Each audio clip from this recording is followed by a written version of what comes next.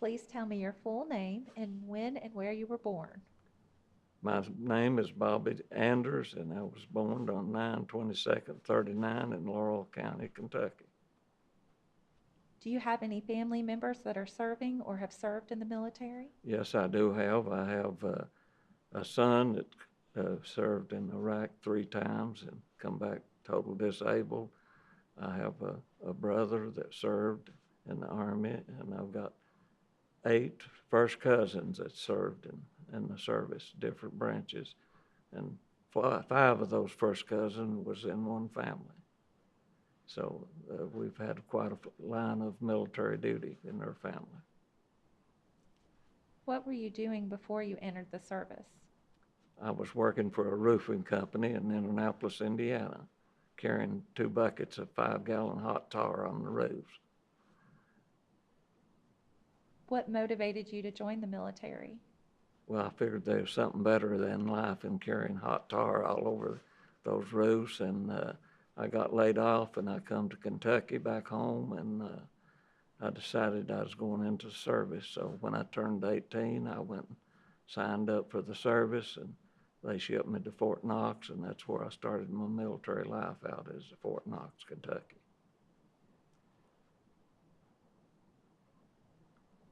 Why did you choose your specific branch of the military?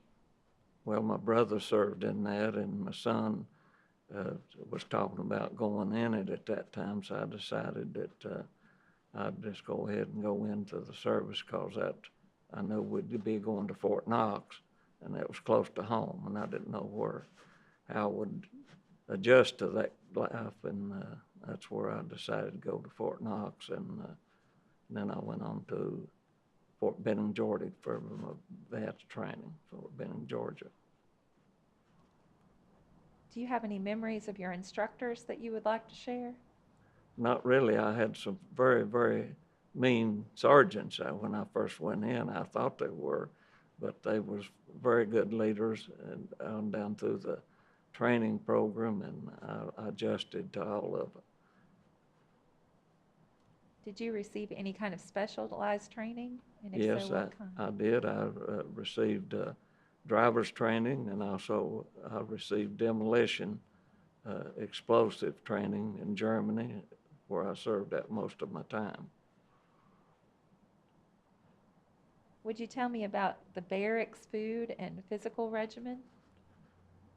Well, there was quite a bit of physical going on when we first went in, when we wasn't used to doing push-ups and stuff, and somebody telling you all the time what to do. I had to really adjust to that, so it really helped me adjust to my civilian life when I come back. That things that you learn to do, obey and listen to somebody else.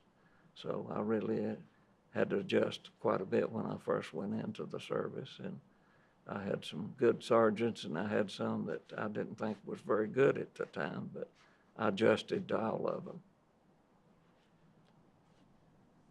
Did you have a nickname? No, Where did you serve? I served in Germany 23 months, and the rest of my 3 years I served at Fort Leonard Wood, Missouri.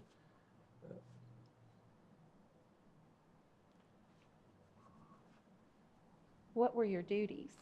I was a demolition specialist in Germany, and we maintained 2 bridges across the Rhine River for friendly troops, and we kept demolition on those bridges to blow them up after the friendly forces got crossed. And in the latter part of the service over there, we blew up a lot of Hitler's bunkers and buried them for the farmers over there. The German farmers wanted to get those bunkers out of their fields, and so we blew them up with our demolition that we'd taken off the bridges, and buried them with the dozers we had. I was in the combat engineer unit, and we had a lot of heavy equipment.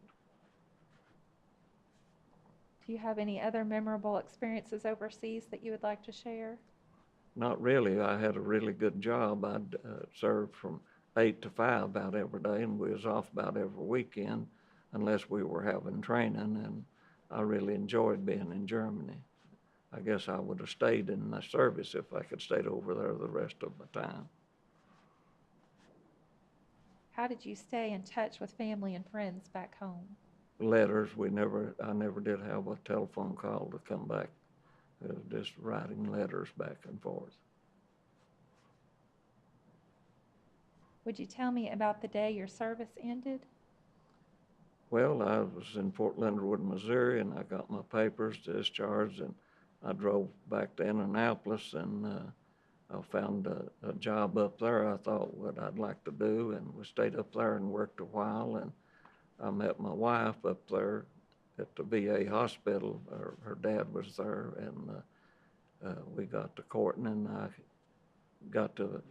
we decided we was going to get married, and I came back to Kentucky, and I started farming, so I've been farming ever since.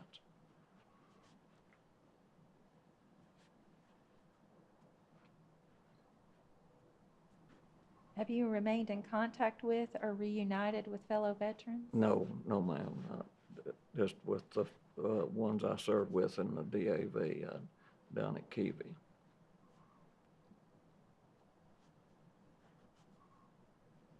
How did your military experience affect your life? Well, it really helped me in a way to make me more responsible and learn to take orders. I really, that was a hard thing to do, being a young man back then, to learn how to listen to those sergeants and they get up in your face and yell and holler and go on. You just have to suck it up and go on. So. How has your military experience impacted your feelings about war and the military in general? I feel like if they would take me back again, if they needed me, I would go back today. I have no hard feelings of what I saw or seen or anything about any of it. And if they needed me, they would take me, I'd go back today. What message would you like to leave for future generations who will view this interview? Well, I think that it would help a lot of our young men if they would go ahead and join and go through their training. It would help them in their later life about some of these things that's going on in our states today. I think that would help a lot of them to go ahead and go into the service and go through the training. But sometimes you don't think that these young people should have to go, but I think it would help a lot of them that would go through the training, and it might straighten them up a little bit. Is there anything you feel like we haven't discussed or should be added to this interview? No, really, I don't. I really enjoyed the service serving in the Army, and I have no hard feelings at anybody or anything, and if they need me, I'd go back today.